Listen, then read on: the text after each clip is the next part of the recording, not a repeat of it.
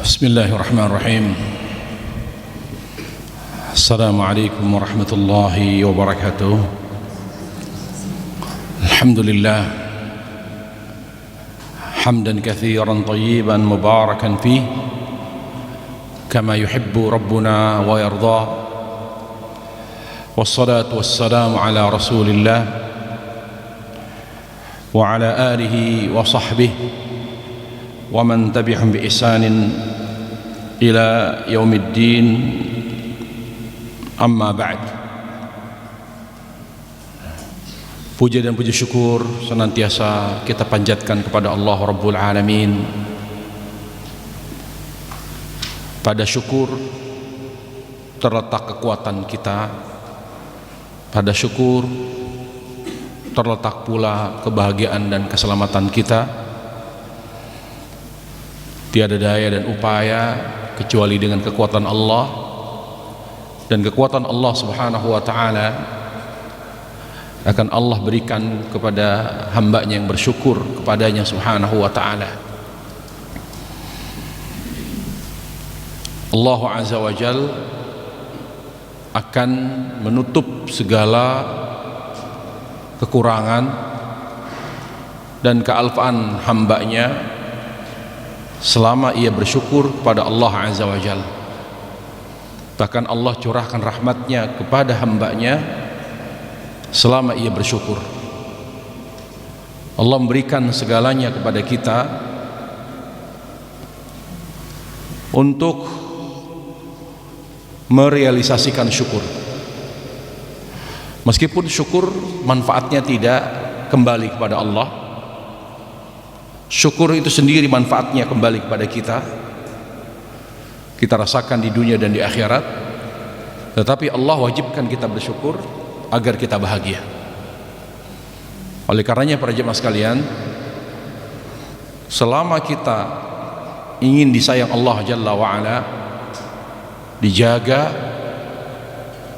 dilindungi, diberkahi, maka kita harus fokus kepada syukur, yaitu amal yang paling dicintai Allah, yaitu ibadah syukur. Oleh karenanya, kalau kita ingin selalu disayang dan dijaga oleh Allah Jalla wa'ala, kita harus fokus kepada dua rukun syukur.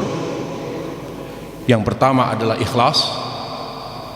Ikhlas dalam beramal, dalam beribadah. Sebagaimana Allah Ta'ala berfirman, A'udzu billahi minasyaitonir rajim, wa ma umiru illa liya'budullaha mukhlishina lahuddin. Tidaklah mereka diperintah untuk beramal kecuali ikhlas karena Allah. Jadi kenapa kita harus ikhlas?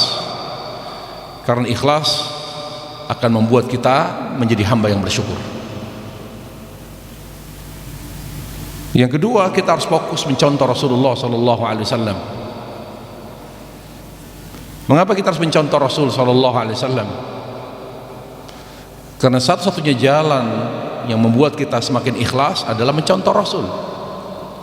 Kalau ditanya, kenapa ya kok saya susah ikhlas dalam beramal? Lebih banyak pada amal-amal yang kita kerjakan sehari-hari, orientasi saya kepada dunia. Ingin dipuji, ingin disanjung, berbunga-bunga hati ini kalau dipuji, merasa sakit kalau dihina. Karena hidupan kita jauh dari contoh Rasulullah sallallahu alaihi wasallam. Semakin kita mencontoh Rasul sallallahu alaihi wasallam, maka hati ini akan Allah jadikan hati yang bercorak ikhlas. Jadi yang dominan pada hati kita ikhlas. Sebabnya apa? Mencontoh Rasulullah sallallahu alaihi wasallam. Dan itu Allah sampaikan dalam surah Ali Imran ayat 31, bagaimana Allah Jalla wa Ala menghubungkan antara hati dengan amal, yaitu amal yang sesuai dengan contoh Rasulullah sallallahu alaihi wasallam. Jadi hati ini akan semakin ikhlas, akan semakin mencintai Allah Jalla wa'ala ketika amal kita sesuai dengan tuntunan Rasulullah sallallahu alaihi wasallam. Para jamaah sekalian yang dirahmati Allah Jalla wa'ala, pada kajian kita yang insyaallah ta'ala diberkahi Allah Jalla wa'ala di bulan yang penuh berkah ini, kita akan bersama membahas tentang refleksi diri di bulan suci Ramadan.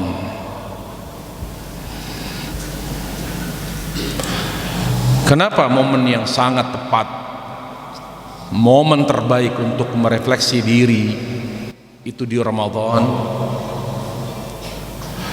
Karena penghalang kita untuk bisa memperbaiki diri, penghalang yang selama ini menghalangi kita untuk kembali kepada kesucian hati, kepada istiqomah, itu dibelenggu oleh Allah Jalla wa'ala, yaitu syaitan. Kata Nabi SAW, idza ja'a Ramadan suffidatis syayatin.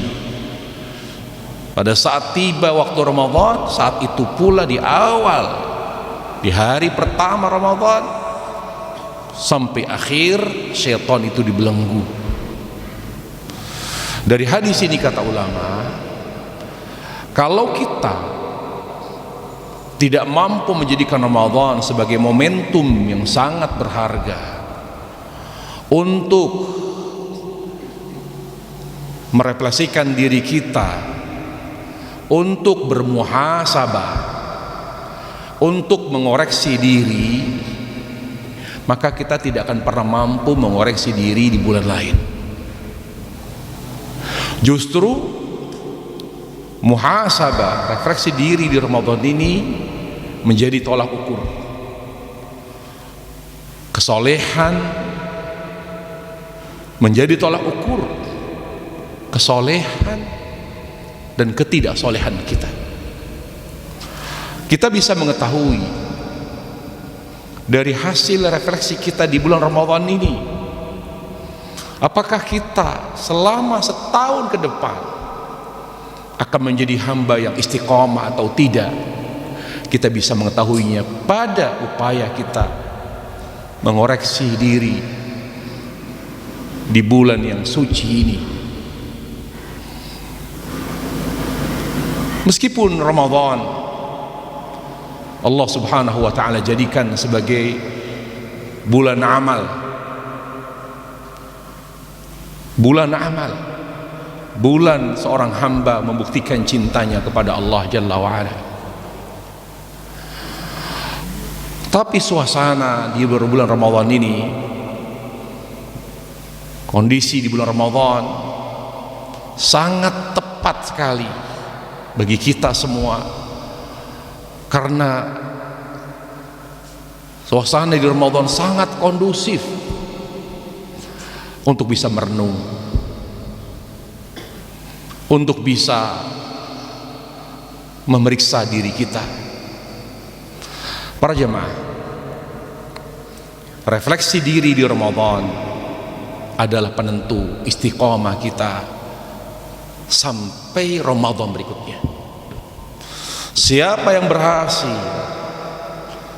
merefleksi dirinya di Ramadan ini dengan baik, maka Allah akan berikan dia kekuatan istiqomah, baik itu kekuatan istiqomah hati maupun istiqomah amal. Kalau dia tidak ada umur, Allah wafatkan dalam keadaan husnul khatimah. Pertanyaannya, apa urgensi refleksi diri di Ramadan? Para jamaah sekalian Allah Subhanahu wa ta'ala, refleksi diri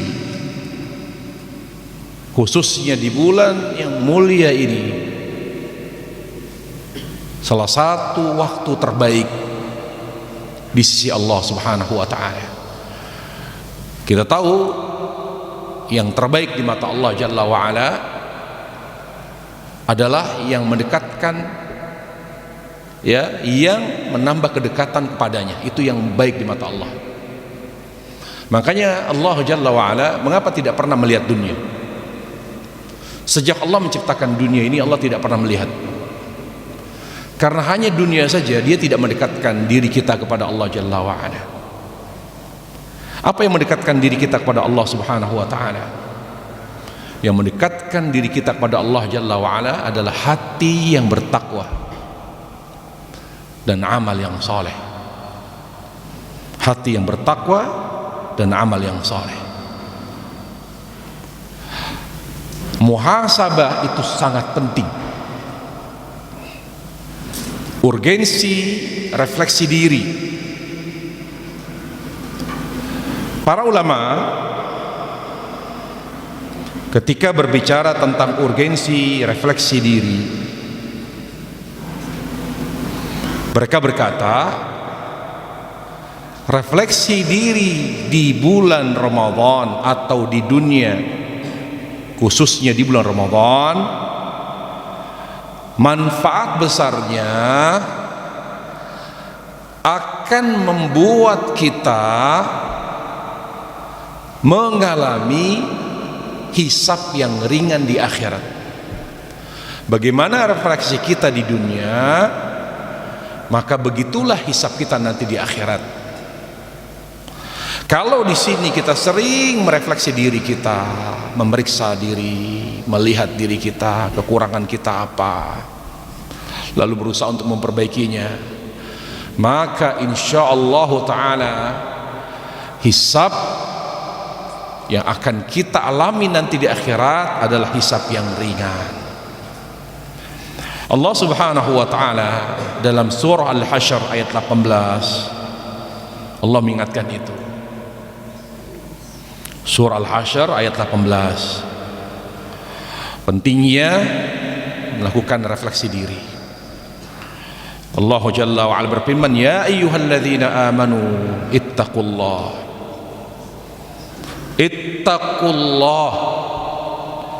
wal tanzur nafsum ma qaddamat lighad wattaqullah innallaha khabirum bima ta'malun. Wahai orang-orang yang beriman, bertakwalah kamu kepada Allah. Wal tanzur nafsum ma qaddamat lighad. Setiap jiwa harus selalu merefleksi diri, apa yang akan dia, bekal apa yang dia akan dia persembahkan, bekal apa yang dia siapkan untuk akhirat kelak.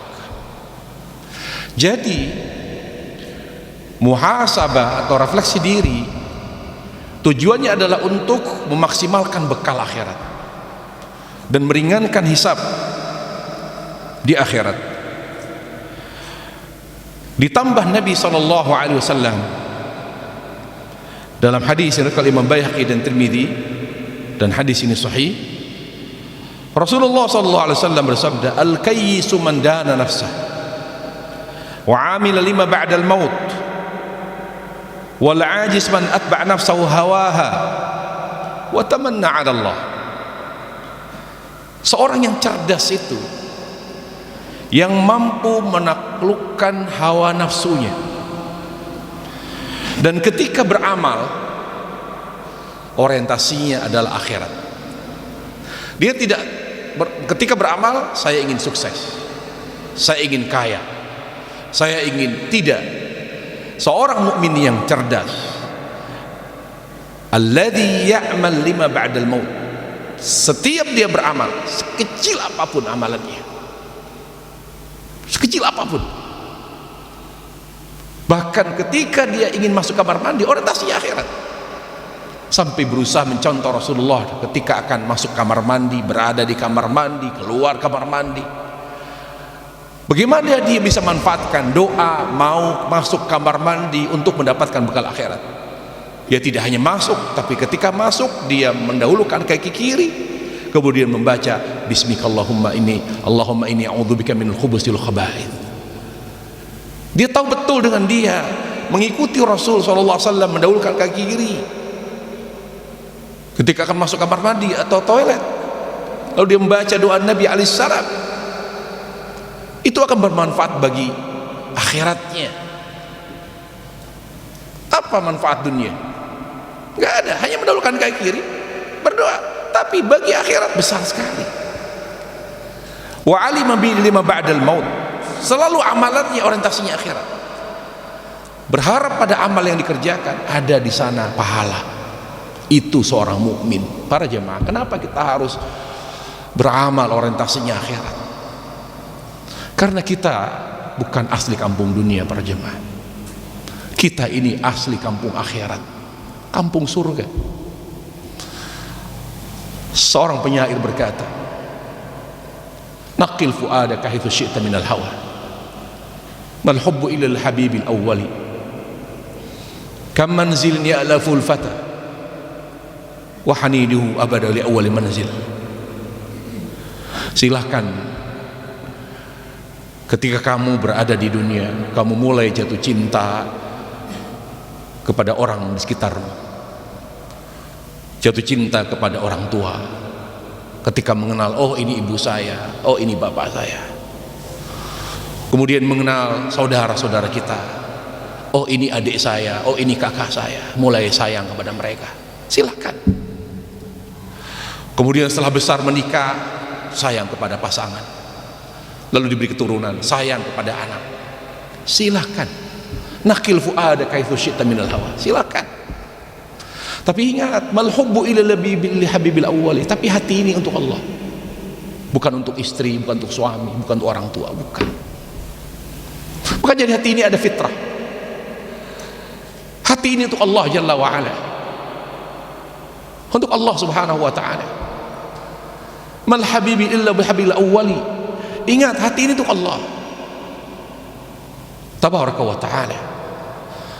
Kam manzil ilful fata, berapa banyak orang yang sudah mulai betah di dunia dengan segala aktivitasnya, nyaman mungkin tempat tinggalnya. Tapi ingat, ketika dia tahu bahwa dia akan kembali kepada Allah, inna lillahi wa inna ilaihi raji'un, dia akan kembali, berasal dari Allah, akan kembali ke Allah. Dia sadar betul, sekaya-kayanya orang pasti dia akan kembali ke akhirat, nggak ada yang abadi. Yang dibawa bukan harta, yang dibawa adalah amal dan hati yang bersih.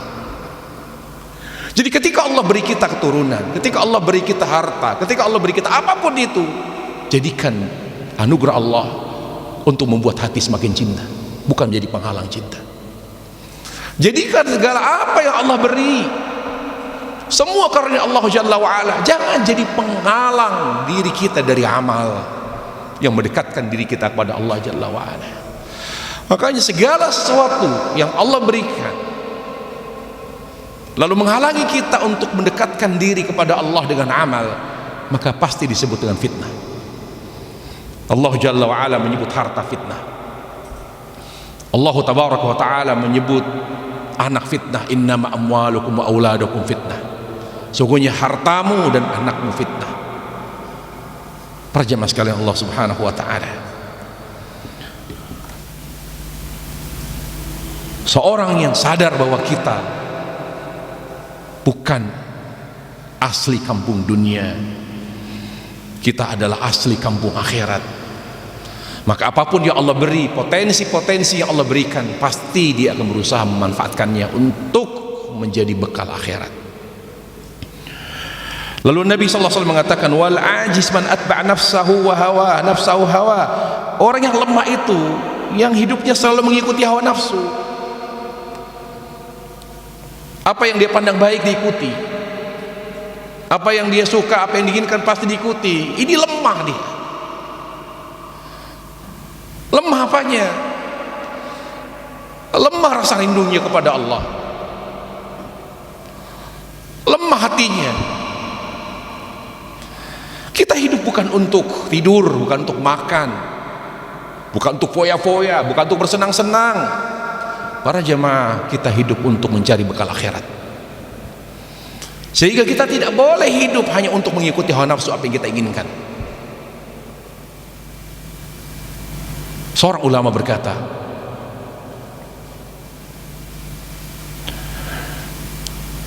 al-hawa la yulam, keinginan itu tidak tercela. Seorang menginginkan sesuatu itu tidak tercela dan tidak salah. Walakin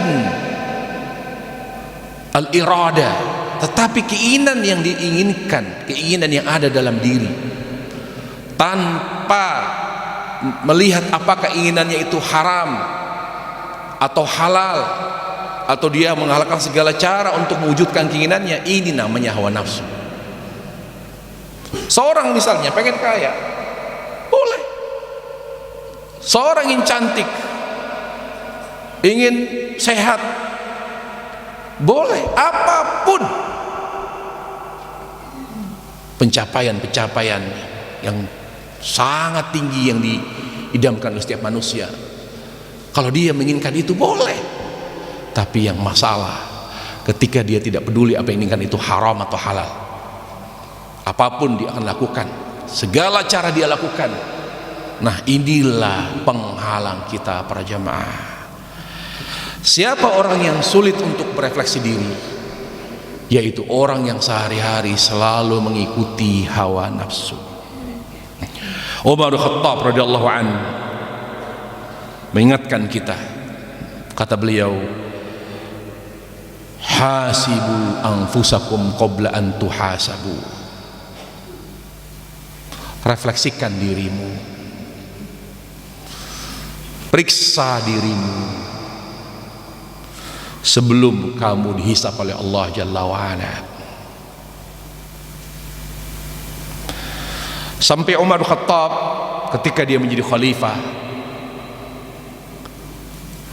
beliau mengirim surat resmi,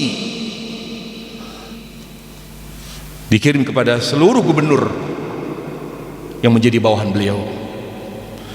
Isi dari surat resmi yang dikirim oleh seorang khalifah berbunyi, hafsib nafsaka fir raha qabla hisabi syiddah, fa inna man hasab nafsi fir raha qabla hisabi syiddah ada amruhu ila ridha wal ghibtah, wa man alhatu hayatu wa syaghalahu ahwa'u ada amruhu ila nadamati wal hasarah.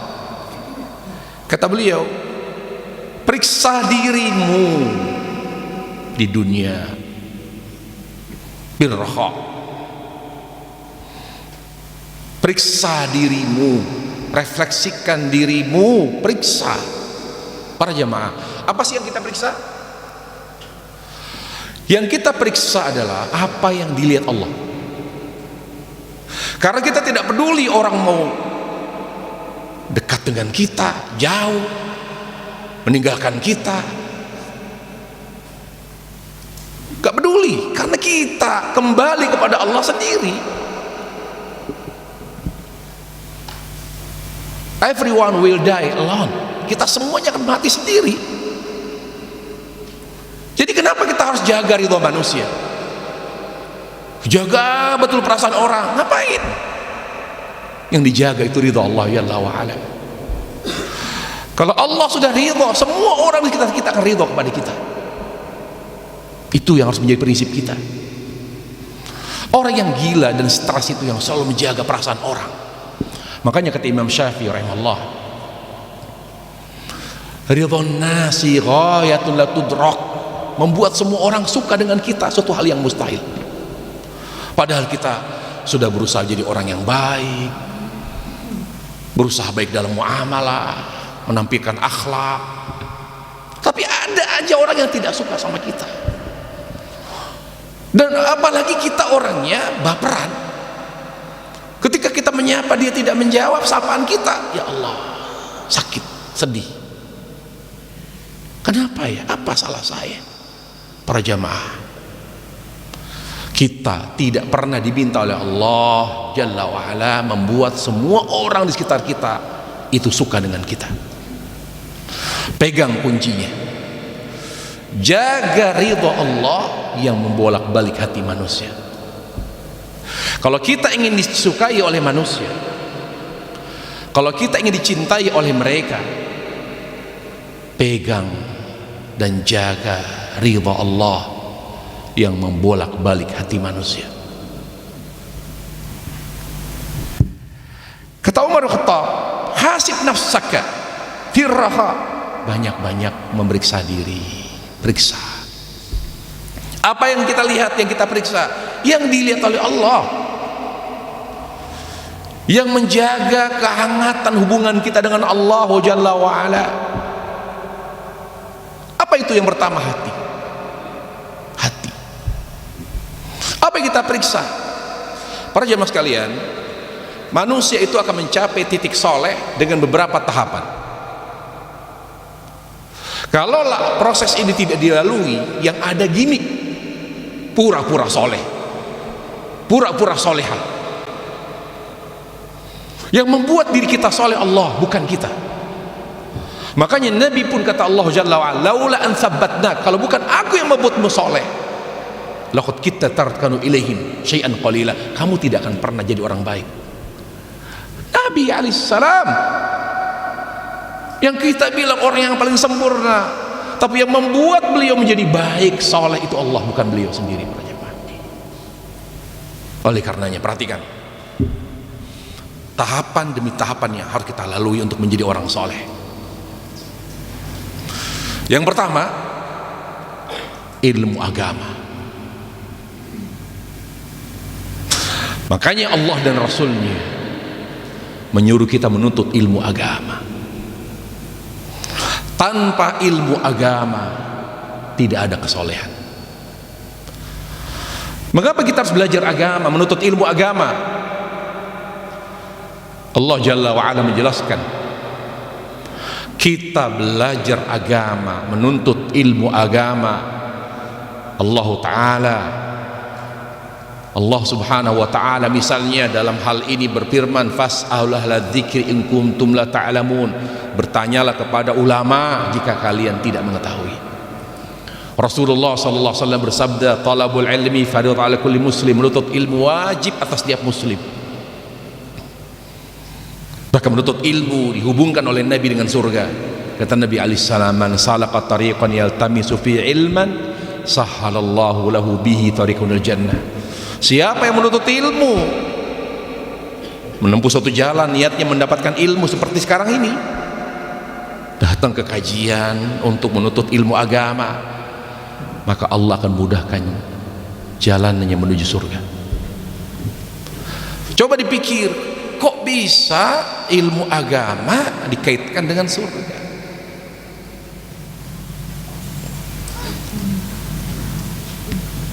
Karena ilmu agama itu tahap awal untuk menjadi soleh dan solehah di mata Allah. Kenapa kita belajar agama, menuntut ilmu agama? Kita menuntut ilmu agama agar menjadi hamba yang takut kepada Allah, hamba yang takut kepada Allah. Karena untuk menjadi seorang hamba yang tidak bermasalah butuh takut kepada Allah. Bermasalah dengan Allah karena kurang takut pada Allah. Bermasalah dengan manusia karena takut. Bermasalah dengan manusia karena tidak takut kepada Allah. Jadi buruk akhlak kita, muamalah kita dengan Allah dan manusia karena kita tidak punya rasa takut pada Allah. Nah, dari ilmu kepada takut, apa yang dilakukan? Yang pertama, sumber ilmu agama pastikan dari dalil Al-Quran dan hadis Rasulullah sallallahu alaihi wasallam. Setelah diterima ilmu itu dari Al-Quran dan hadis, belum membuat kita takut, mari kita periksa. Oh, saya bodoh. Iya, saya sudah umur 40, 45, 50. Ilmu apa yang harus kita pelajari? Para jamaah sekalian, ilmu agama kalau kita bagi mudah sekali, bagi 3 saja. Ilmu tentang ideologi, akidah namanya, kaitan dengan keyakinan kita kepada Allah yang disebut dengan rukun iman. Yang kedua,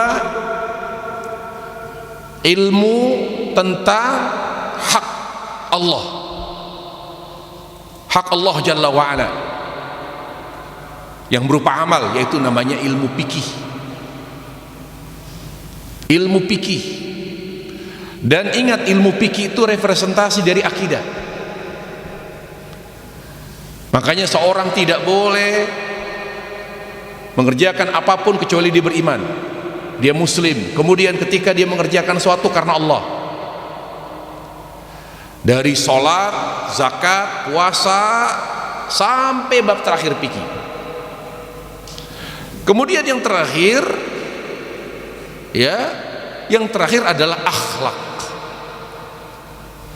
Kenapa dikhususkan akhlak? Karena ini penting, hablum minan nas. Banyak orang tidak selamat di akhirat karena bermasalah muamalahnya dengan manusia. Padahal dia punya pahala sholat, pahala zakat, pahala haji, pahala umroh, pahala puasa, bermasalah dia. Makanya dibuat oleh para ulama ilmu tentang akhlak supaya dia belajar. Bisa jadi orang tidak berakhlak mulia karena tidak tahu, oh ini akhlak, oh ini bukan akhlak, oh ini akhlak yang baik, oh ini akhlak yang buruk. Ilmu, tiga ilmu ini tuntutlah melalui sumber dalil. Bagaimana Al-Quran mengajarkan kita akidah, bagaimana Al-Quran mengajarkan kita salat, demikian pula hadis. Bagaimana Al-Quran dan hadis mengajarkan kita akhlak. Sudah sampai sini kita belajar. Periksa hati, karena hati yang kosong dari ilmu dia tidak akan pernah menjadi orang yang baik. Sudah, ilmu kita pelajari dari dalil. Yang berikutnya apa? Merenung, tadabbur. Kenapa Allah Jalla wa Ala menurunkan Al-Quran? Untuk direnungkan, tadabbur, merenung. Makanya Imam Hasan rahimahullah ta'ala berkata, Laisan iman bitamanni wala bitahalli walakin al-iman waqar fil qalb wa sadaqat amal. Seorang mukmin itu tidak banyak berhayal. Dia merenung ketika dia mendapatkan misalnya ilmu dari pengajian.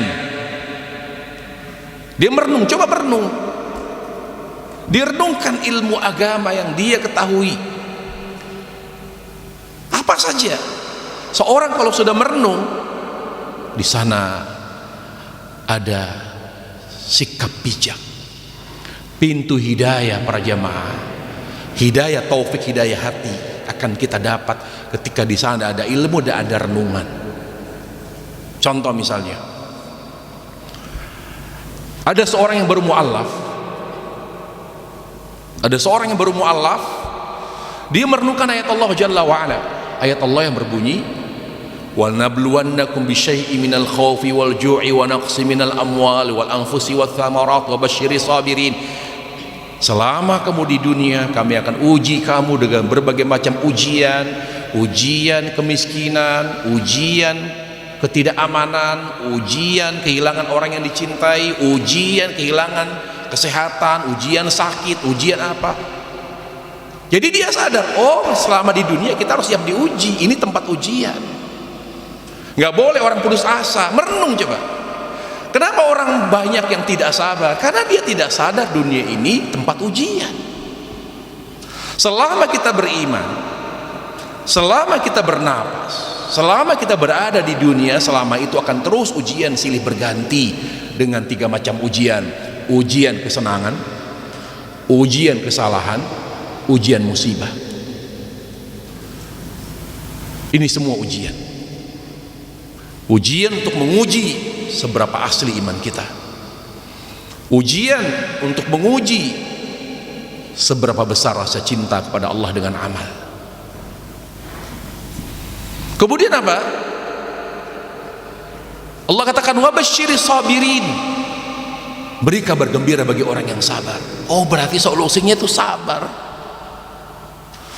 Ujian yang berat dari ujian rumah tangga, ujian di usaha, ujian di anak, ujian, oh solusinya sabar. Ngapa harus ngeluh? Hanya satu ayat direnungkan membuatnya menjadi lebih baik dan punya pegangan hidup para jemaah. Sampai dia baca lagi ayat direnungkan, bukan hanya beri kabar gembira dan sabar. Allah katakan ulaika alim salawatu min rabbihim, akan Allah uji orang yang sabar. Saya lebih baik dicela orang, tapi jangan sampai Allah mencela saya. Kenapa saya harus kuat? Karena saya ingin Allah memuji saya. Ulaika alim salawatu min rabbihim, orang yang sabar akan dipuji oleh Allah Jalla wa'ala. Ulaika alim salawatu min rabbihim rahmah, dan Allah akan semakin sayang. Wa ulaika humul muhtadun, dan orang yang sabar akan dekat dari hidayah. Ini bahan refleksi. Apa Apakah saya bodoh? Maka belajar. Setelah belajar, refleksi diri, merenung. Untuk apa? Apakah ilmu yang saya dapat saya renungkan dengan baik satu-satu? Makanya kenapa sahabat Rasulullah orang-orang yang hebat? Karena Abdurrahman As-Sulami menjelaskan resepnya, menjelaskan sebab mereka menjadi orang-orang yang soleh, enggak orang tuanya, bahkan anak muda, pemuda-pemudinya hebat. Kata mereka, kami ini kalau belajar dari Nabi tidak banyak-banyak.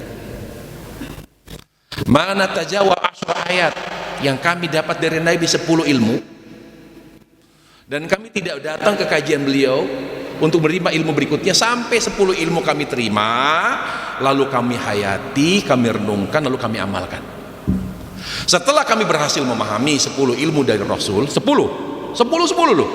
Kalau ibu-ibu kan tiap hari ngaji nih, hari ini ngaji, besok ngaji, ilmunya banyak, tapi amalnya sedikit. Sahabat orang-orang yang Allah ridhai, lihat sahabat dalam surah Taubah 100, Allah ridha kepada mereka.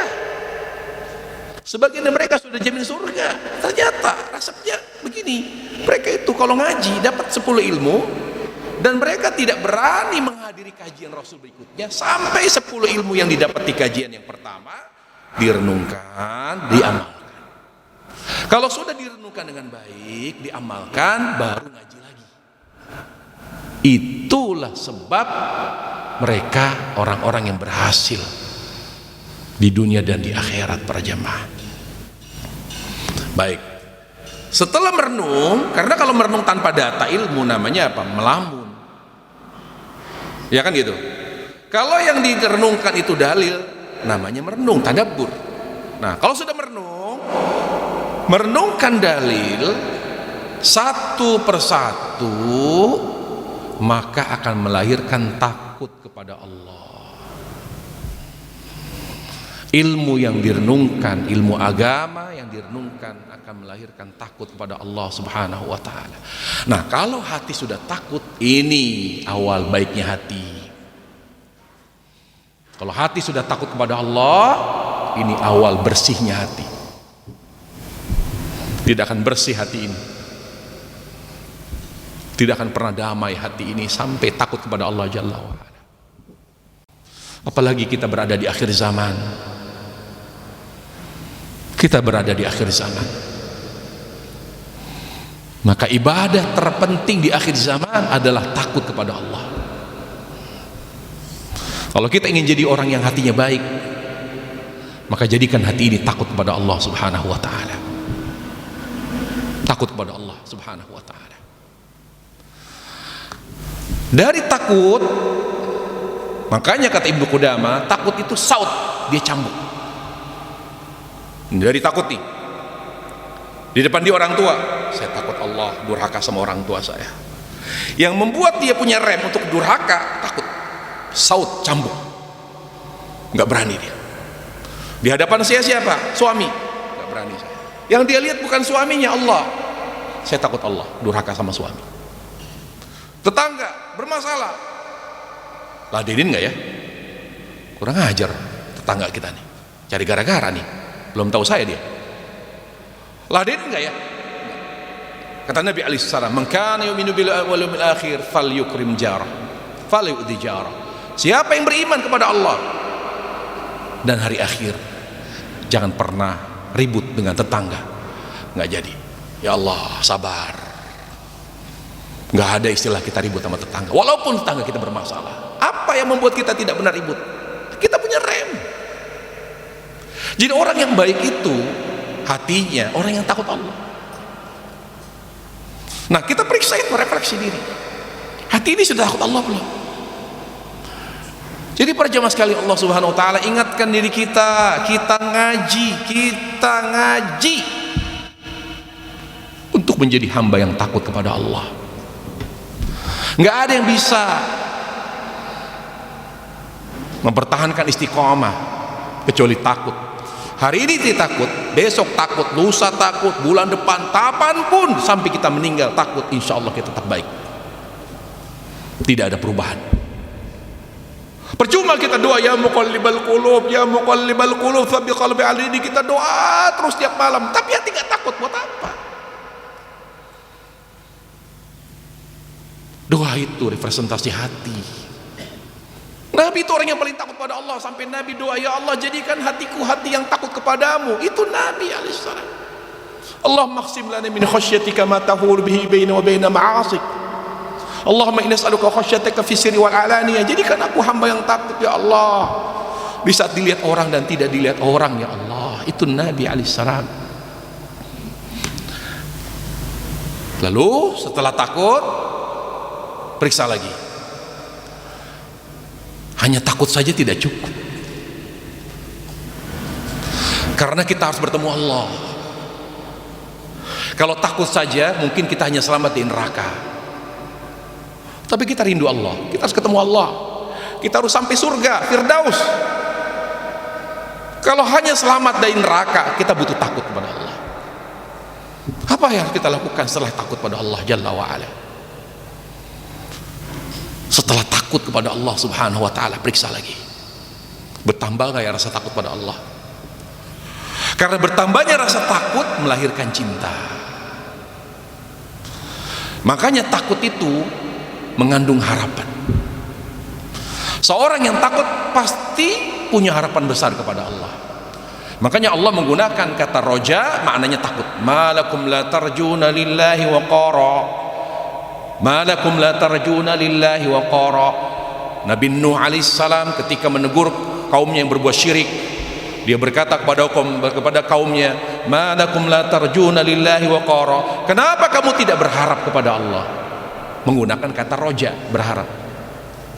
Padahal tafsirnya kata Ibn Abbas, malakum la takhafuna 'azamata. Kamu berbuat syirik, kenapa kamu tidak takut Allah? Jadi takut itu akan membuat kita sangat berharap kepada Allah. Di mana ada takut, pasti di situ ada harapan. Nah, kalau sudah mulai takut dan berharap ini seiring berjalan, hanya takut kepada Allah, hanya berharap kepada Allah, maka tumbuh di hati kita benih-benih cinta kepada Allah. Mulai kita jatuh cinta kepada Allah Jalla wa'ala. Kenapa kita harus periksa diri kita, sudah jatuh cinta belum hati saya kepada Allah? Karena kalau kita ingin tahu bagaimana alam kubur kita, kalau kita ingin tahu bagaimana mahsyar kita, kalau kita ingin tahu bagaimana akhirat kita, lihat hati kita. Sudah jatuh cinta belum sama Allah? Rasulullah SAW berkata pada Rabi'ah, atau seorang sahabat bertanya, ya Rasulullah, kapan kiamat? Kata Nabi alaihissalam, hebat sekali kamu bertanya kapan kiamat. Sudah siap kamu menghadapi kiamat? Kamu punya bekal apa? Ma'adatallah, apa persiapan kamu? Apa bekal kamu menghadapi kiamat? Kalau kau sampai berani bertanya kapan kiamat? Qala laisa li illa hubbullah wa rasuli. Saya nggak punya bekal khusus untuk menghadapi kiamat. Saya hanya punya satu bekal, apa? Cinta Allah dan Rasulnya. Cinta Allah dan Rasulnya. Apa kata Nabi? Manusia itu nanti di akhirat bersama yang dia cintai. Manusia di akhirat kelak, di alam kubur, di mahsyar, di akhirat bersama yang dia cintai. Mungkin amal kita sedikit, tapi dengan cinta Rasul kita bisa bersama Rasul. Mungkin amal kita minim, amal kebaikan kita, tapi dengan mencintai sahabat Rasulullah, Allah angkat derajat kita dengan modal cinta para jemaah. Jangan minder kita, ya Allah mungkin nggak ya saya dengan segala kekurangan saya yang banyak, saya awam banget, bisa nggak saya bertemu Rasul di surga? Bisa, dengan kita mencintai Allah dan Rasulnya. Ingat kaidah al-mar'u ma'a man habba, seorang di akhirat bersama yang dia cintai. Lihat kekuatan cinta luar biasa para jemaah. Periksa hati ini, sudah mulai belum jatuh cinta kepada Allah Jalla wa'ala?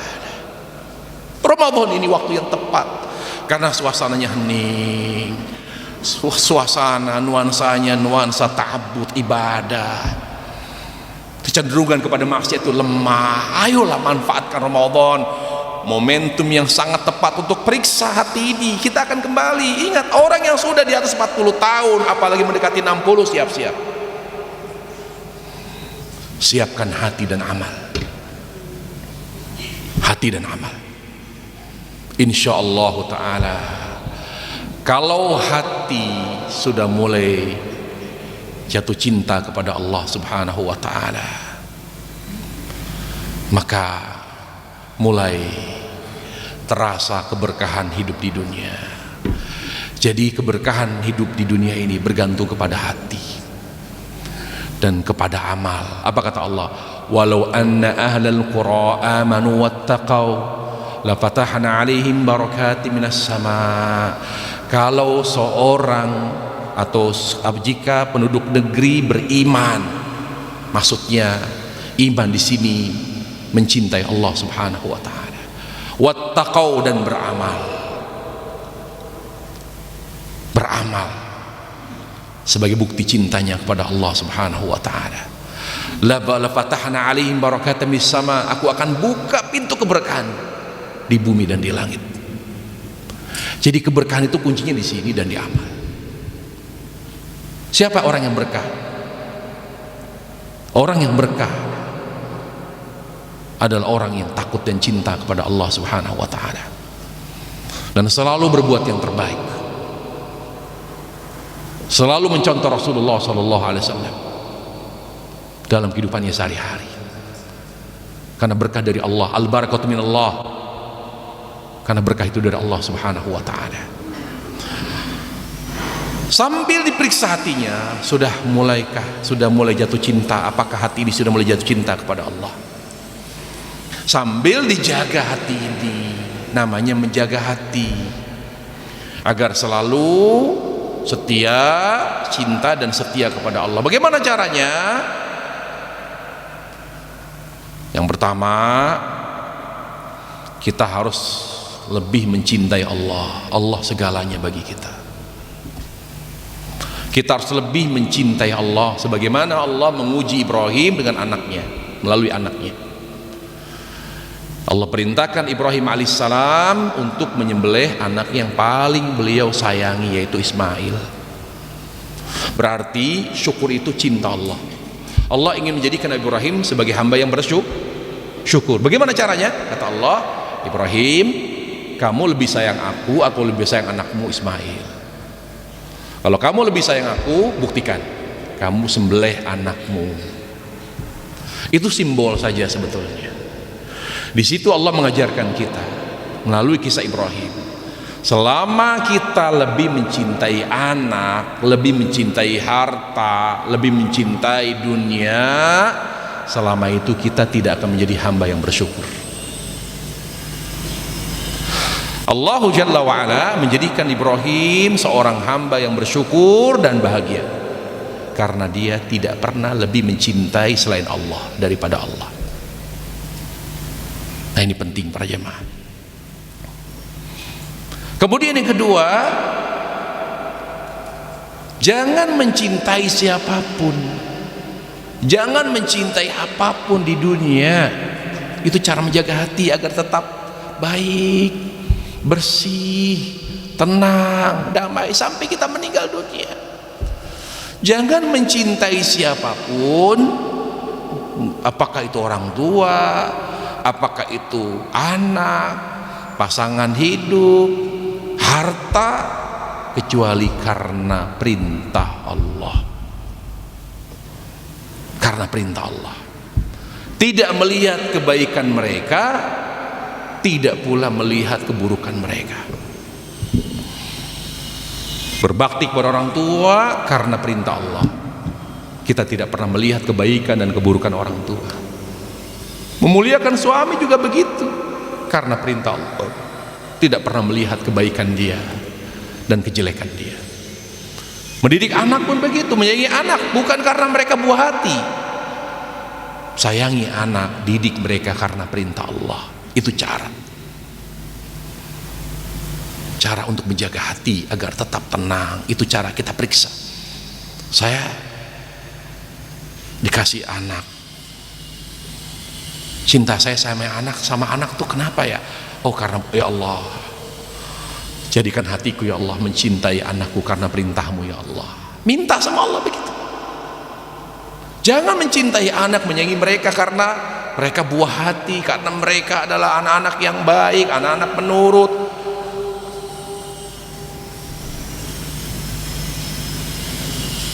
Ini akan merusak kedamaian hati kita.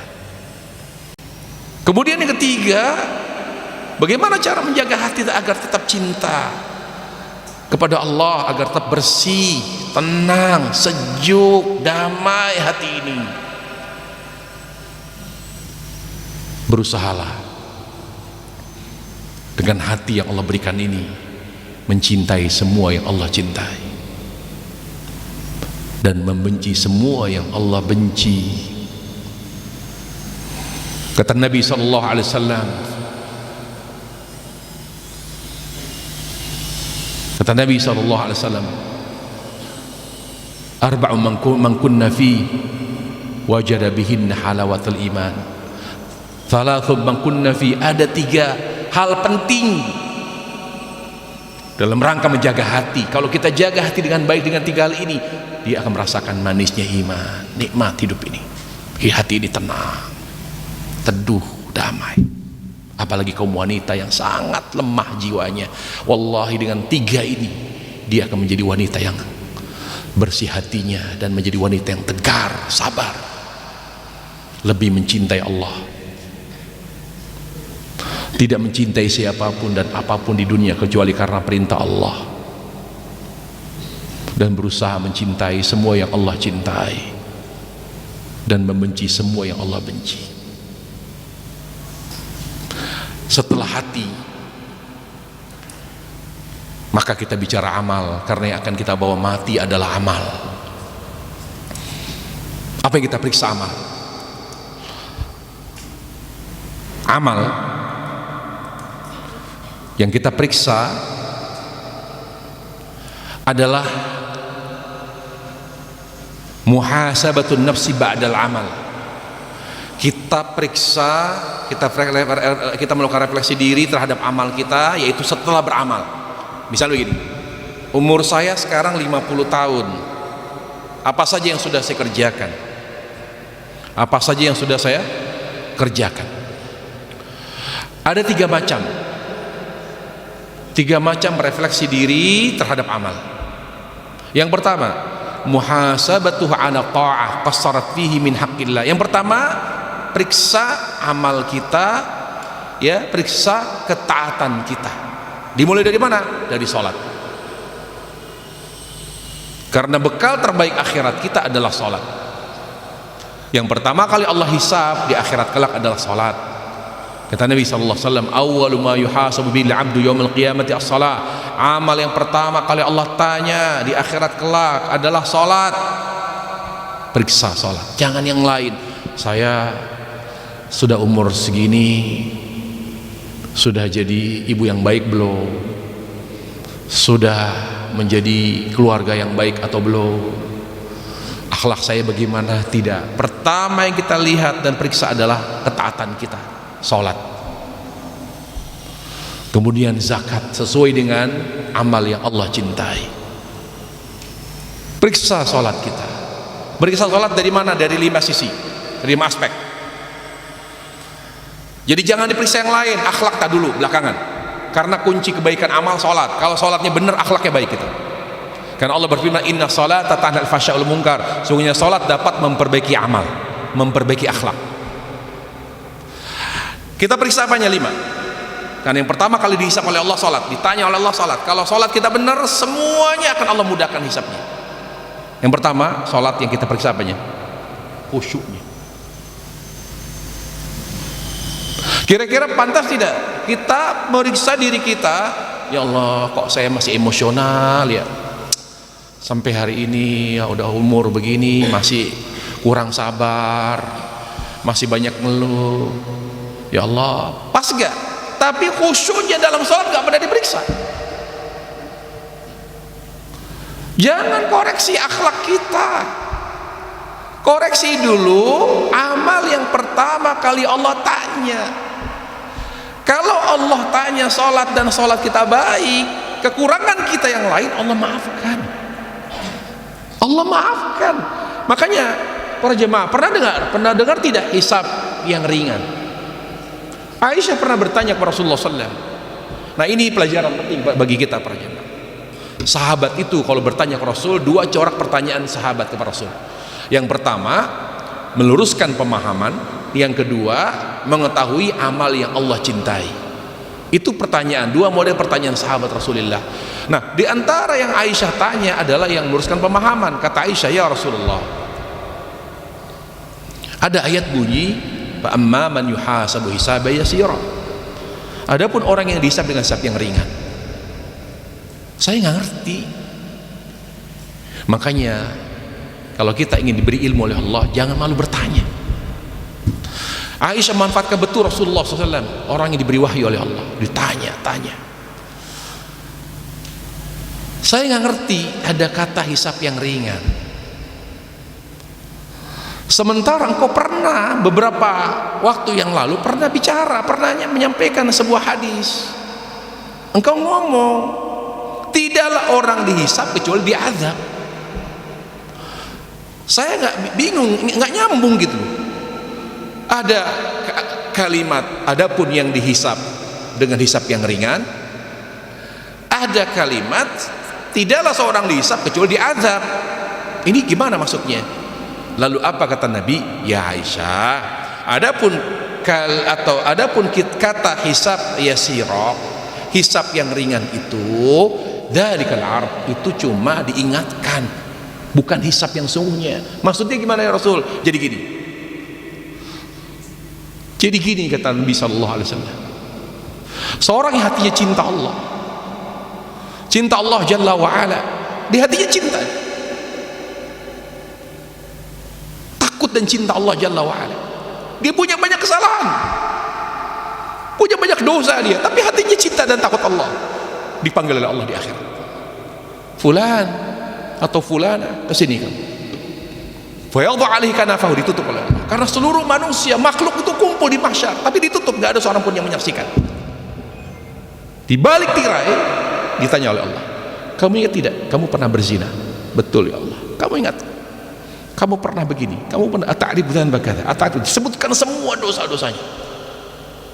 Kamu ingat? Kamu punya dosa begini, dosa ini, dosa ini, dosa ini, dosa ini. Betul, betul, betul, betul. Setiap Allah tanya, ata'rif dzanbaka? Kamu ingat dosa kamu ini? Ingat ya Allah. Kamu ingat dosa ini? Betul, ingat, ingat. Naam, naam, terus ya.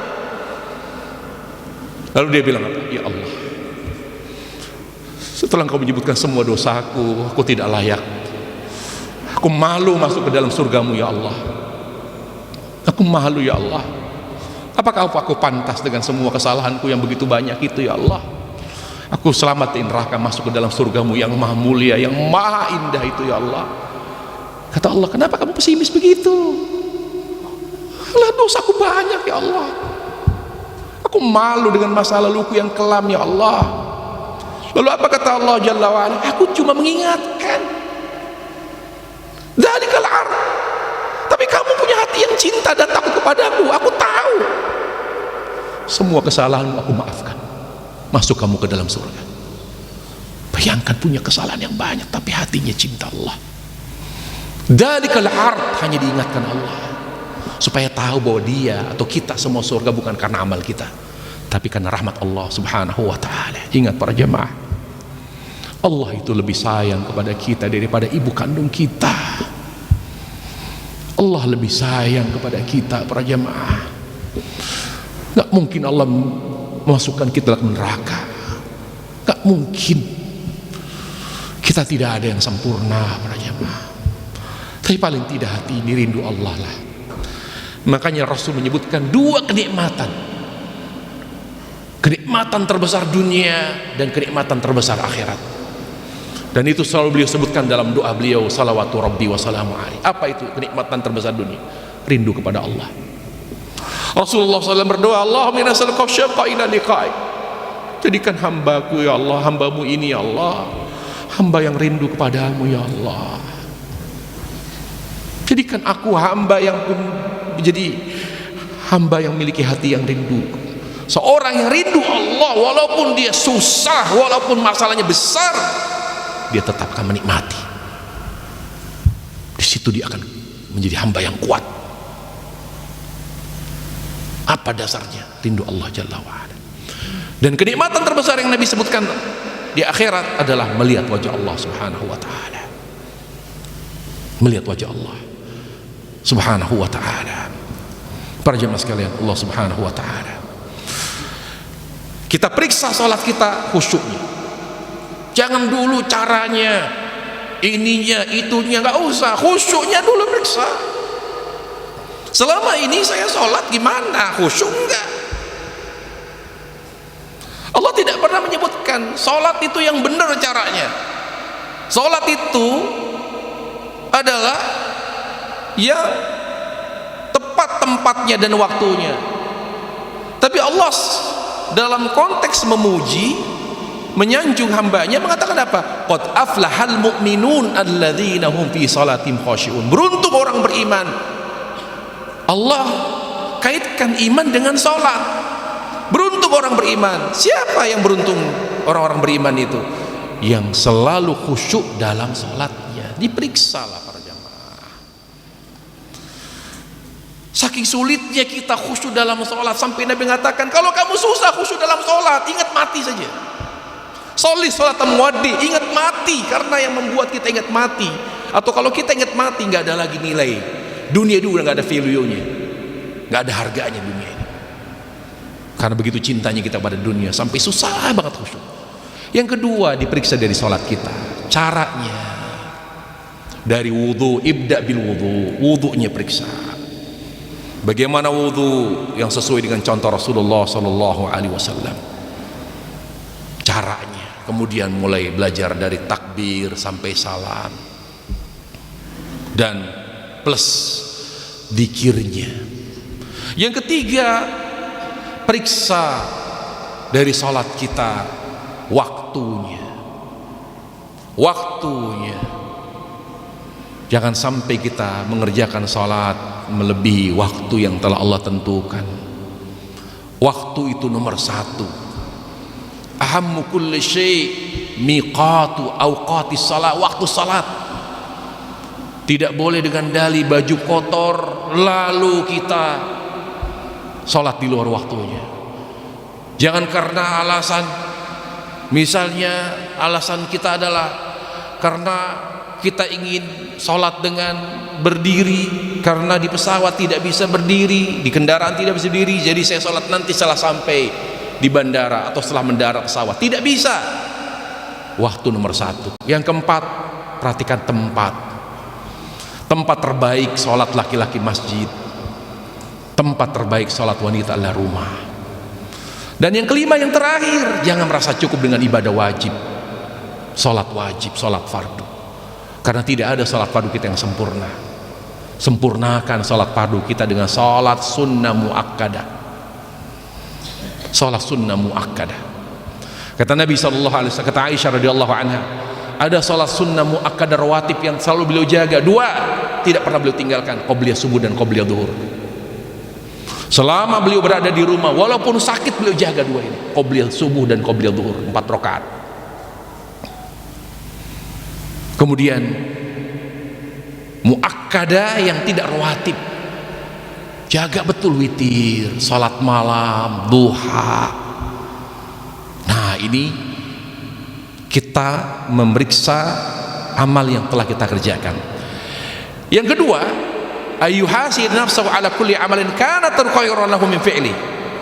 Yang kita periksa adalah berikutnya, amal meninggalkannya lebih baik daripada mengerjakannya. Amal-amal apa yang kita kerjakan sampai saat ini sebetulnya lebih baik ditinggalkan daripada tetap dipertahankan. Periksa itu. Oh, misalnya begini, saya sampai saat ini suka ke mall, sering tuh sama temen ini, arisan ini di sini, besok arisan ini, nanti mall boleh atau tidak? Boleh. Acara apapun boleh, kumpul. Tapi dengan saya sering kumpul dengan teman, lalu waktu saya dengan suami itu malah kurang, walaupun suami tidak marah. Oh, jadi saya tidak lebih maksimal. Seringkali suami datang, saya belum datang. Bersama teman boleh. Nah, ini namanya salah satu objek muhasabah. Sesuatu yang boleh, tetapi kalau ditinggalkan lebih baik. Itu diperiksa, dicek, diperiksa. Kalau sudah 40 tahun tidak boleh lagi ada amal-amal yang sekedar boleh atau tidak boleh. Orang yang sudah 40 tahun, cara memeriksa amalnya apa? Apakah ini lebih baik atau tidak lebih baik? Ya, begitu ya. Yang ketiga, ayyuhasi nafsu ala amri mubah au mu'tad lima fa'ala hal arada bihillah arada Allah bihillah au dar akhirah, yaitu meriksa amal-amal yang mubah seperti olahraga, makan, minum, tidur, sampai sebegitunya. Kita setiap malam mau tidur atau Ramadan ini periksa, saya buka puasa nih, buka puasa makan minum apa karena ingin menghilangkan dahaga, menghilangkan lapar, atau karena Allah? Para jamaah, seorang mukmin yang cerdas, dia tidak menyia-nyiakan sekecil apapun untuk mendapatkan pahala. Dia berusaha makan kurma ketika membatalkan puasa karena Allah. Semuanya lillah. Tidurnya pun karena Allah. Karena tidur itu tidak ada pahalanya. Bahkan juga tidak ada pahalanya. Olahraga tidak ada pahalanya. Nah, salah satu pentingnya refleksi diri adalah saya nggak mau makan saya nggak ada pahala, rugi saya.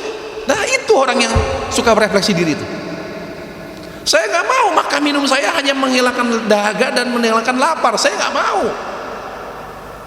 Makanya kata Imam Ahmad, orang yang betul-betul ingin sempurna kebahagiaan di akhirat, dia tidak hanya meriksa ketaatannya, dia tidak hanya meriksa apakah amal lebih baik ditinggalkan atau tidak, tapi dia periksa selama ini tidur saya asal tidur, istilahnya pelor, nempel langsung molor, atau saya sebelum tidur saya doa bismikallahumma amutu ahya, ya Allah jadikan tidurku ya Allah, tidurku ibadah ya Allah, menguatkanku, membuatku menjadi mampu beribadah. Ketika tubuh ini sehat karena porsi tidur saya cukup, jadikan tidurku ini bermanfaat ya Allah, jadikan tidurku ini berpahala ya Allah. Makanya doa para jemaah, doa mau tidur itu luar biasa, dalam sekali.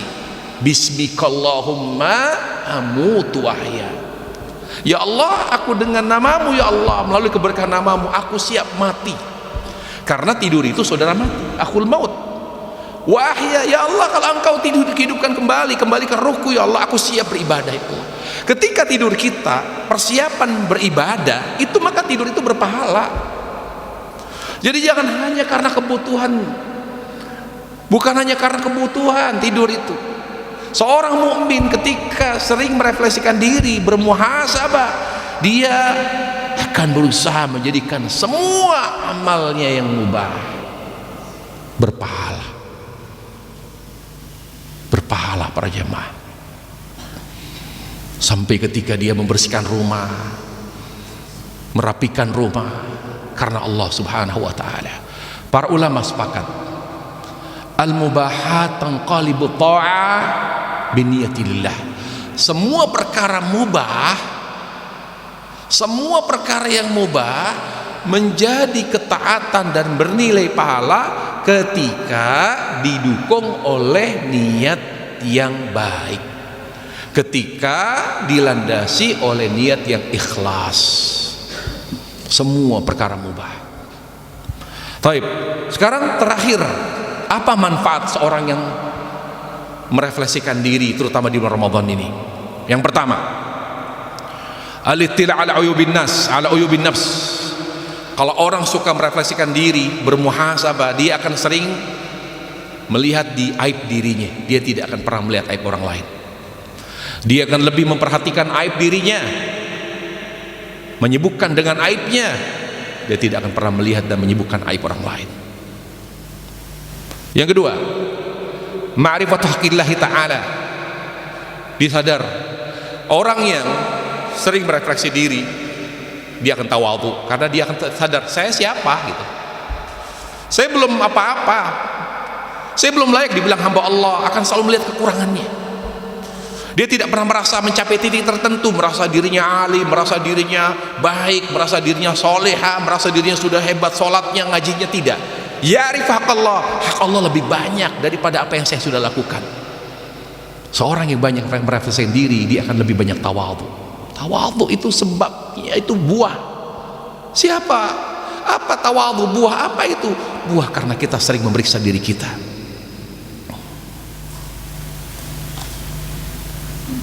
Dan yang terakhir, manfaat dari memeriksa diri kita, mengoreksi diri kita, yang terakhir adalah kita akan mendapatkan ridha Allah Subhanahu wa ta'ala. Kita akan menjadi orang-orang yang kuat dan meraih ridha Allah Tabaraka wa ta'ala di dunia dan di akhirat. Demikian para jemaah sekalian, materi tentang refleksi diri di bulan Ramadan. Semoga Allah Jalla wa'ala memberkahi kajian kita pada hari ini, dan ilmu yang disajikan menjadi ilmu yang bermanfaat dan bisa kita amalkan.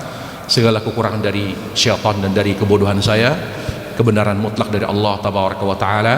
Wa sallallahu wasallam wa barak an nabi Muhammad wa ala alihi wa sahbihi wasallam, walhamdulillahi rabbil alamin. Alamin. Jazakallah khair, Ustadz telah menyampaikan materi dengan tema refleksi diri di bulan Ramadan. Kita buka sesi tanya jawab ya Ustadz ya. Bisa yang mau bertanya bisa langsung angkat tangannya.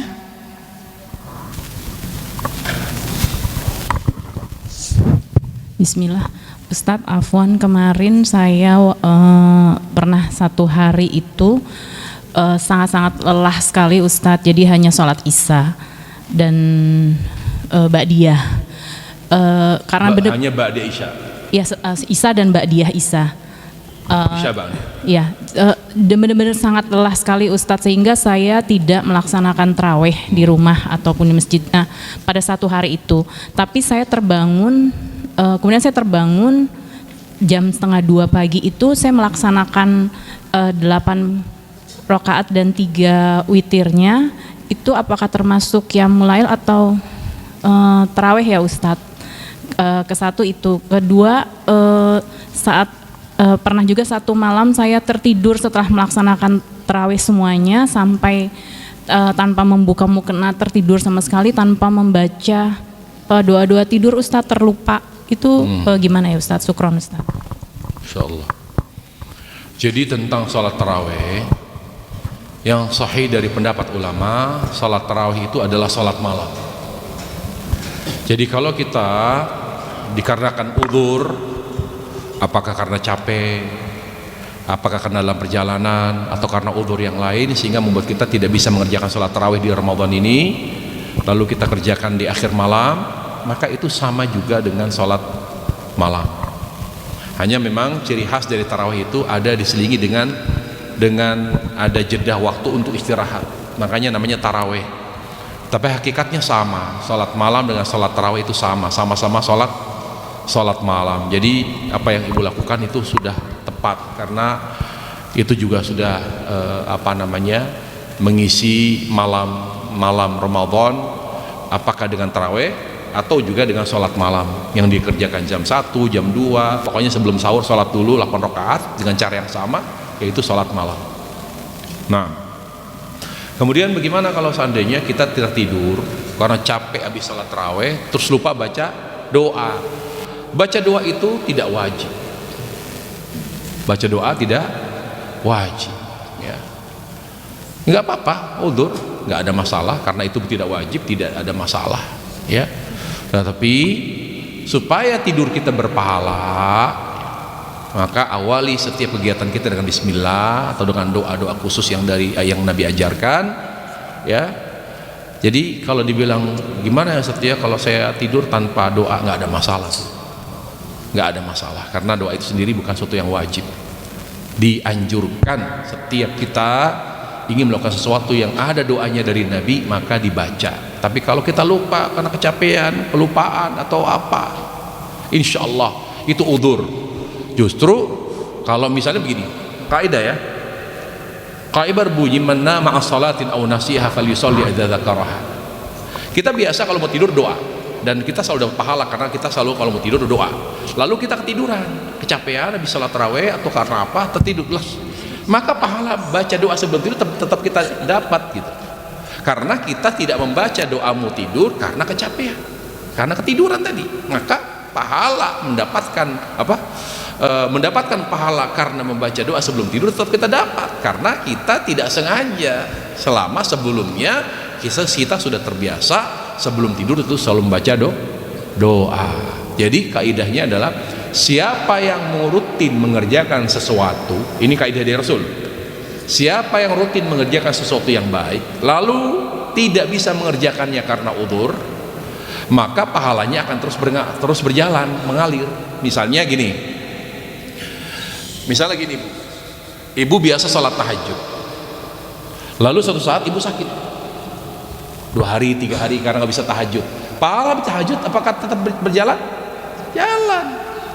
Jadi walaupun tidak tahajud tapi pahalanya terus jalan. Kenapa?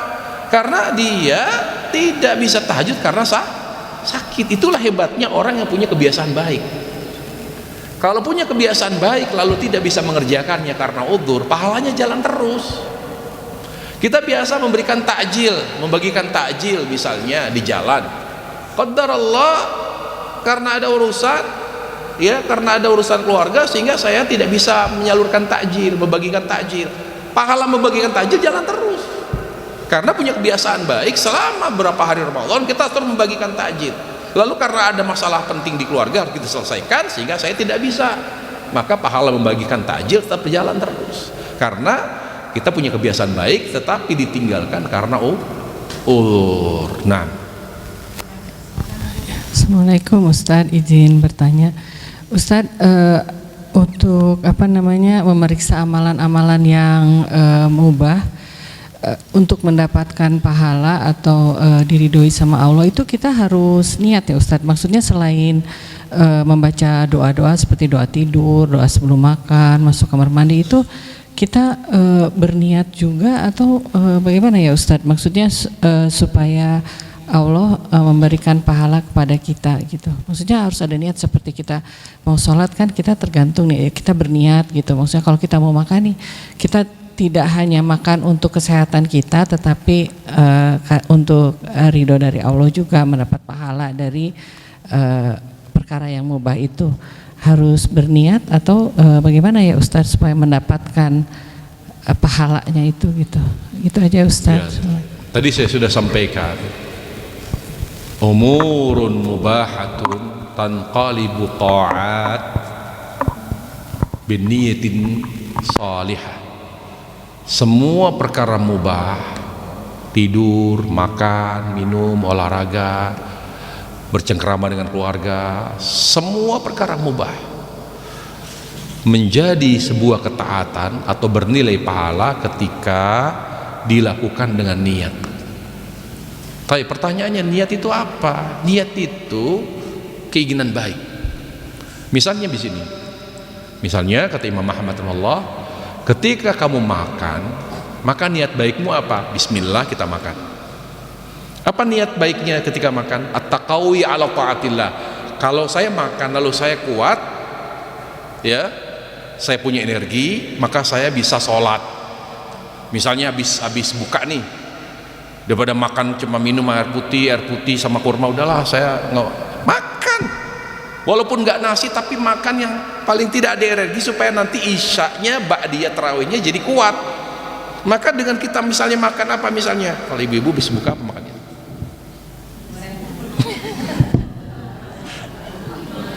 Gorengan, kolak tuh, walaupun menghindar nasi ya, tapi yang menimbulkan energi sehingga nanti kuat tarawehnya, ba'diyahnya, taraweh isya, ba'diyah sama taraweh sama witir kuat. Ya Allah, saya makan ini yang manis ya, sehingga saya bisa nanti isyaknya semangat, kemudian ba'diyah, kemudian taraweh sampai selesai bersama imam, bismillah. Itu dapat pahala Bu, tapi nggak perlu diomongin, dah mati.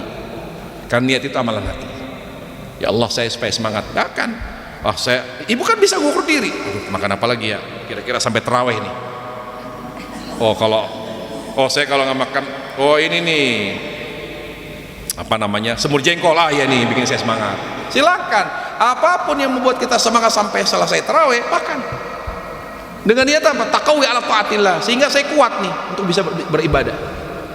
Tapi kalau gara-gara semuanya dimakan sampai nasi,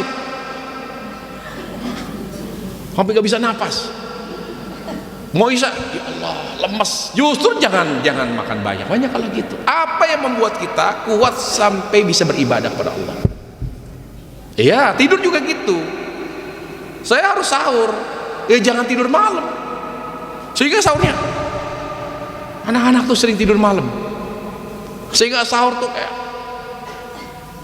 nasi di sini, kadang begini. Karena tidurmu supaya kamu bisa sahur dengan baik, tidurmu supaya kamu bisa subuh dengan baik. Tapi enggak, karena tidurnya kurang, begadang, sampai akhirnya apa?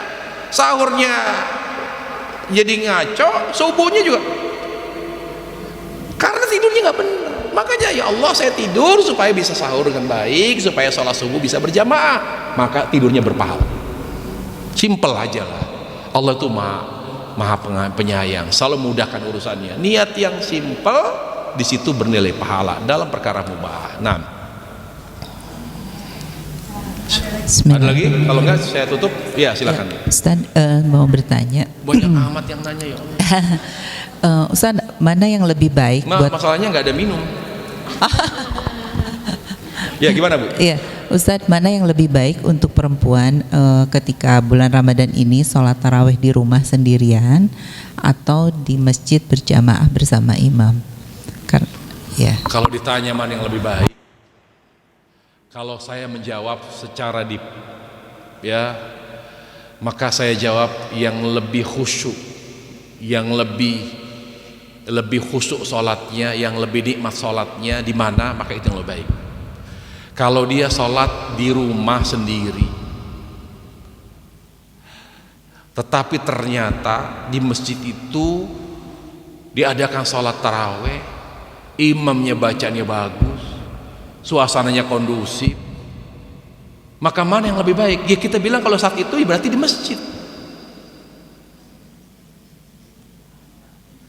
Saat bagaimana kalau saat di masjid berisik, jauh dari rumah, tidak kondusif. Lalu di rumah saya mengadakan salat tarawih berjamaah dengan anak-anak, dengan keluarga, dengan mbak pembantu di rumah, dengan orang-orang yang ada di rumah, saya mengadakan jamaah, dan itu lebih nikmat, lebih khusyuk, maka ini lebih baik. Jadi saya tidak bisa bilang masjid lebih baik, rumah lebih baik, mana yang lebih khusyuk bagimu. Tapi usahakan berjamaah Bu. Ya, kalau memang di rumah, kalau bisa berjamaah dengan anak. Kalau nggak ada siapapun di rumah, cuma ada pembantu di rumah, ayo Mbak, salat sama saya berjamaah. Karena Nabi alaihissalam salat tarawih berjamaah. Ada syiar berjamaah. Di rumah ya Ustaz? Walaupun di rumah. Mana yang lebih khusyuk, itu yang terbaik. Apakah di rumah atau di masjid? Karena Nabi alaihissalam membiarkan para wanita sahabat, istri-istri Nabi salat di masjid. Selama 3 hari Rasul mengadakan salat tarawih, istri Nabi itu salat di masjid.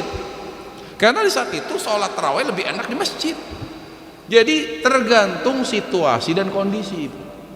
Jadi saya tidak bilang masjid lebih baik, bisa jadi lebih baik karena syiar, karena lebih khusyuk. Tapi bisa jadi rumah lebih baik. Makanya jangan jadi polemik. Soalnya saya pernah di daerah Cilandak itu dibilang si jamaah ini, Ustadz saya mau nanya. Ya saya juga mau jawab, saya bilang. Oh ini Ustadz tadi bilang lebih baik di masjid tarawehnya wanita, tapi kata Ustadz ini, saya bilang Bu jangan biasain nyebut nama Ustadz karena itu tidak beradab. Membentur-bentur kamu dapat Ustadz ini pendapat fikih itu luas, yang ada saling menghargai ya Bu ya. Jadi saling menghargai. Saya bilang saya tidak mengatakan lebih baik secara mutlak sholat taraweh di masjid, bisa jadi lebih baik di rumah. Tapi kalau suasana di masjid itu lebih syiar, lebih terasa kebersamaannya, imamnya masih muda, bacaannya enak, udah gitu betul-betul kita merasakan nikmatnya ibadah salat tarawih, kenapa nggak di masjid? Lokasinya dekat dari rumah. Tapi kalau itu tidak kita dapatkan, salat tarawihnya, aduh berisik anak-anak, benar-benar nggak khusyuk, nggak tenang, ini itu segala macam. Udah gitu banyak tambahan-tambahannya. Cara apa? Apa namanya? Tarawehnya cuma setengah jam, ceramahnya sama tarawehnya. Ceramahnya setengah jam, tarawehnya bahkan kurang dari setengah jam. Jadi lebih lama durasi ceramahnya daripada tarawehnya. Kira-kira gimana coba? Bisa nggak? Bisa nggak ceramah 5 menit? Sulit. Tapi taraweh, ada taraweh dengan kecepatan angin loh. Ada itu. Ini saya dikirimin. Ada taraweh kecepatan 100 km per jam, ada taraweh 300 km per jam, ada taraweh dengan kecepatan angin. Jadi bisa kita simpulkan orang Indonesia itu tidak sanggup ngomong ceramah sedikit, nggak mungkin. Tapi taraweh cepat bisa. Nah kalau begitu tarawehnya di masjid, mendingan di rumah. Jadi kesimpulannya, mana yang lebih baik? Yang lebih membuat ibu khusyuk. Tapi upayakan kerjakan taraweh secara berjamaah. 6. Dan tolong dijaga 6 ya dengan baik. 6 amal bukti cinta kepada Allah. 6 rebut cinta Allah di Ramadan ini. Buktikan cinta kepada Allah dengan 6 fokus pada 6. Puasa, taraweh. Makanya saya nggak sempat, saya sholat sendiri. Ya, puasa yang baik, jangan gibah, puasa yang berkualitas, jangan maksiat selama puasa. Ya, yang kedua taraweh, yang ketiga baca Quran. Dia terbaik ini baca Quran. Tolong sedekahnya ntar dulu, baca Quran dulu dibanyakin, karena baca Quran lebih besar pahalanya daripada sedekah. Ya, ada sedekah sibuk, nyiapin sembako, nyiapin buka, masak, tapi nggak baca Quran. Mentang-mentang dia koki atau juru masak, saya siapin Ustaz suruh masak tiap hari 100-200 porsi, terus ibu baca Quran? Enggak, salah bu. Ibu baca Quran lebih besar pahalanya, baca Quran, kemudian sedekah, kemudian doa, dan terakhir etikaf. 5 amal bukti cinta kepada Allah. Yang lain bukan amal utama. 6. Apa aja bu? Puasa. Ini urutan rankingnya ya. Puasa, taraweh, baca Quran, sedekah, doa, kemudian etikaf. 6. Ya terakhir. Tadi mau tanya silakan bu. Bismillah, Ustadz. Ada titipan pertanyaan dari anak saya.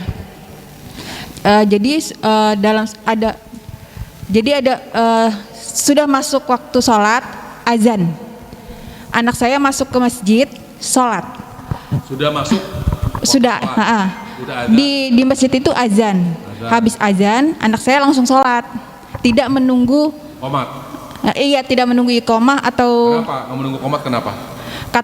Kata anak saya ada urusan yang harus cepet-cepet gitu. Saya udah ingatkan, nak itu salah kata gitu. Nggak apa-apa bu kata gitu. Loh, nanti saya tanyakan coba ke Ustadz ya kata gitu. Terus ini gimana hukumnya Ustadz? Anak saya harus nunggu iqomah, ikut sholat berjamaah. Jadi dia sholat sendiri berarti? Iya, dia sholat sendiri. Karena ada urusan apa ini? Takutnya mungkin pengen ke kamar mandi atau apa, urusan apa yang penting itu? Dia apa namanya, ada harus ketemu sama kerja kelompok lagi gitu, harus cepat. Dia nggak bisa nunggu selesai. sampai selesai sholat berjamaah? Enggak. Sama sekali nggak bisa? Enggak. Jadi dia tinggal just gitu. Bu, terus hukumnya itu gimana? Sholat apa? Fardu apa sholat fardu. Sholat fardu. Kan azan Ustaz. Terus dia sholat fardu, terus dia balik lagi ke tempat dia ngerjain tugas kelompok gitu. Memang maksudnya nggak bisa ditunda ya? Hah? Nunggu sampai selesai sholat baru mulai?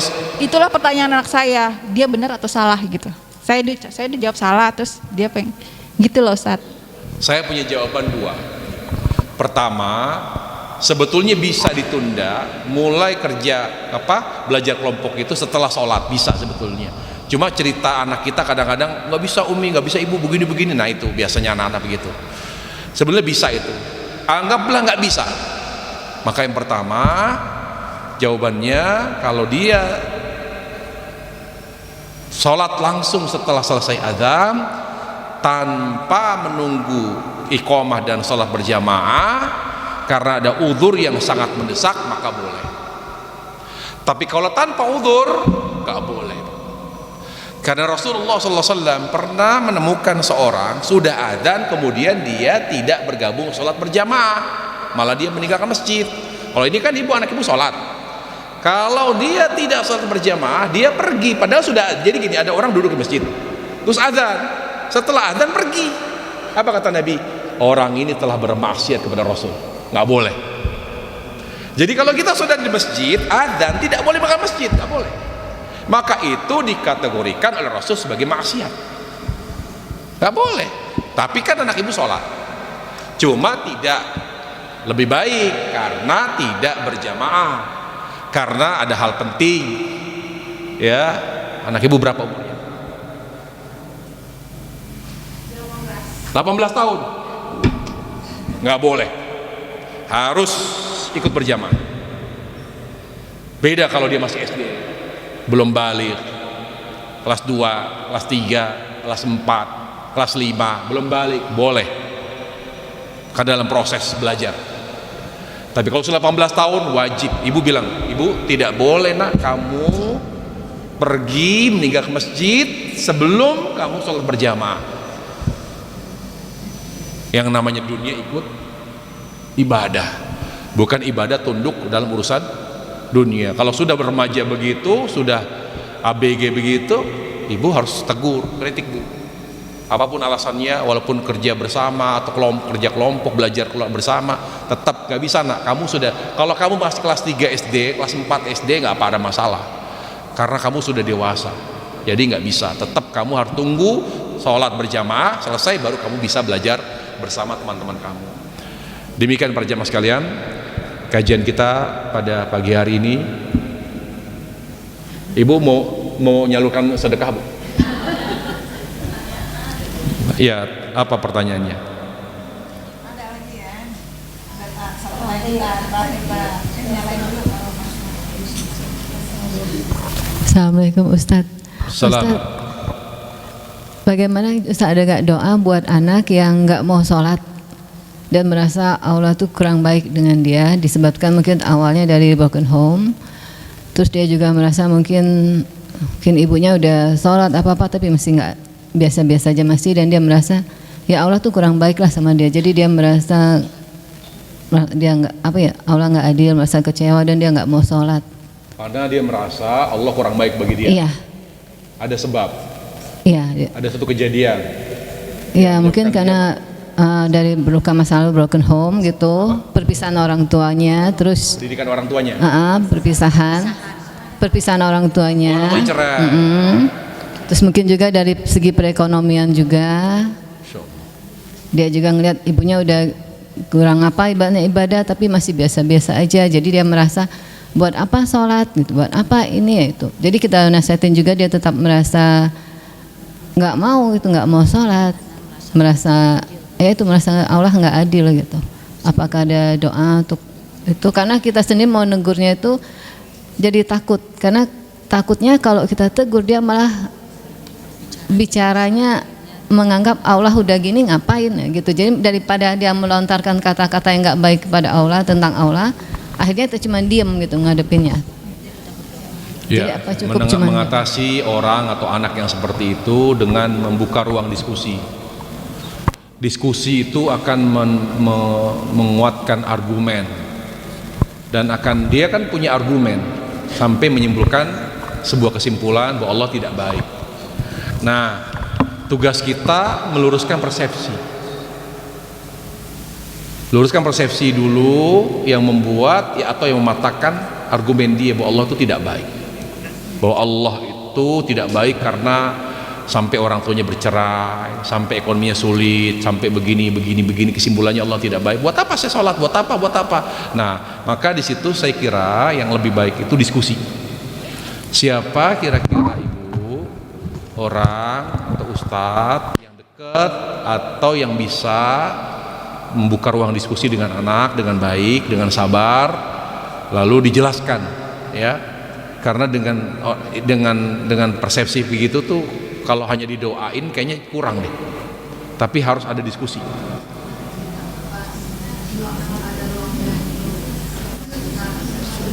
Iya, ruang diskusi ibu harus cari, misalnya Siapa ustadz yang dekat rumah ibu, ya kan, yang bisa menjelaskan tentang Allah kepada anak ibu? Cari bu, masa gak ada ustadz? Jakarta banyak. Cari, insya Allah, ya. Hubungi koordinator ta'lim ini juga, beliau banyak kok stok ustadz. Semua HP-nya nomornya nomor ustadz semua ini. Banyak bu. Cari yang terdekat dengan rumah, nanti ketemu di masjid atau musola atau di mana, diskusi itu. Kalau dipatahkan argumen dia akan diem tuh, diem. Oh, karena dia mainnya logika dia. Nah kalau orang main logika nggak bisa kecuali dengan debat, dengan diskusi. Sambil diskusi, ikhtiarnya dengan diskusi. Yang kedua, ibunya doa, karena doa ibu mustajab. Ya muqallibal qulub, qalbi qallib ibni ala dinik ya Allah, yang bolak-balikan hati, teguhkan hati anakku di atas agamamu ya Allah. Itu aja doa yang terbaik bagi doa yang terbaik orang tua untuk anaknya. Ya muqallibal qulub, ya muqallibal qulub gitu. Hari ini dia benci Allah, dia kecewa, tapi kita doain terus ya muqallibal qulub insyaallah. Tapi tadi dibarengi dengan diskusi, karena ini dia kan pokoknya enggak. Saya nggak mau sholat, saya nggak mau menjalankan perintah Allah. Kenapa? Bagaimana saya menjalankan perintah Tuhan yang nggak baik? Susah. Buka ruang diskusi sampai diluruskan persepsi dia, sambil didukung oleh doa ibu. Begitu. Cukup ya? Yang lain dulu, Bu. Ya, silakan. Ibu bertanya. Ya.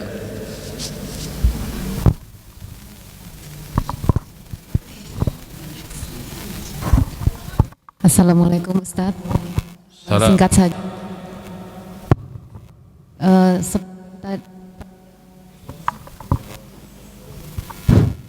Tes. Seperti amalan tadi yang peringkatnya Ustadz, kalau ada peringkatnya seperti apa Ustadz? Apa? Untuk sholat sunnah. Peringkatnya. Terima kasih. Kalau khairan.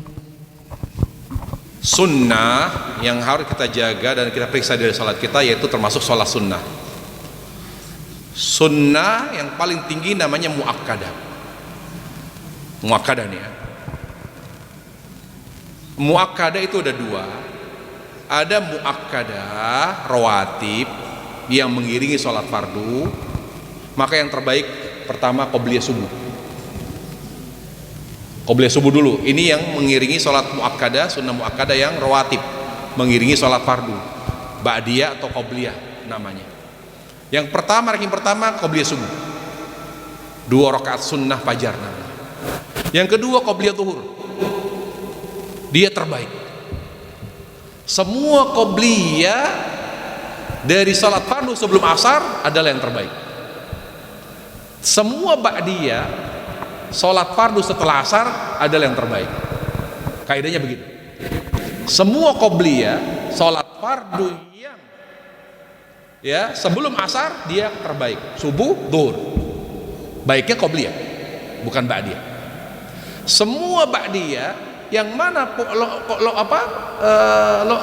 lokasinya, posisinya setelah asar, yang lebih baik, yang terbaik adalah ba'diyahnya, ba'diyah maghrib, ba'diyah isya, bukan qobliyah. Dan itu dirutinkan. Jadi yang qobliyah jangan. Yang qobliyah sebelum asar rutinkan, yang ba'diyah setelah asar rutinkan. Jadi qobliyah subuh, qobliyah zuhur, ya, yang ranking ya. Kemudian ba'diyah maghrib, ba'diyah isya, ba'diyah zuhur. Itu rankingnya. Ba'diyah subuh, qobliyah subuh, qobliyah zuhur 4 rakaat. 4 rakaat salam, 4 rakaat salam, Bu. Tolong diingat, Bu. 2 rakaat salam, 2 rakaat salam, 2 rakaat salam. 2 rakaat salam, 2 rakaat salam. Qobliyah subuh, qobliyah zuhur 2 rakaat salam, 2 rakaat salam. Ba'diyah maghrib, ba'diyah isya, ba'diyah zuhur. Itu rankingnya.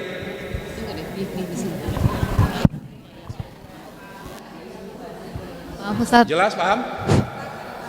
Maaf Ustaz, berarti kalau habis rawatib itu sholat sunnah peringkat yang kedua apa Ustaz? Qobliyah zuhur. Bukan, maksudnya tahajud atau witir itu lebih. Sebentar, belum selesai Bu. Ini yang muakkadah rawatib, namanya sholat yang mengiringi. Tahajud kan nggak mengiringi sholat fardu Bu. Nah ini yang kedua namanya, Bu, gantian ya Bu ya bicaranya. Yang kedua namanya muakkadah non rawatib, sholat sunnah yang ditekankan tapi tidak mengiringi sholat fardu. Apa yang pertama? Witir. Dimanapun, kapanpun, sakit, sehat, witir. Selama masih bisa sholat, witir. Jangan ditinggalkan, walaupun 1 rakaat. Tidak bisa mengerjakan akhir malam sebelum tidur. Witir itu sholat sunnah muakkadah non rawatib terbaik, lebih baik dari tahajud. Witir. Yang kedua tahajud. Yang ketiga duha. Makanya tidak tepat kalau orang rutin duha tapi tidak rutin tahajud.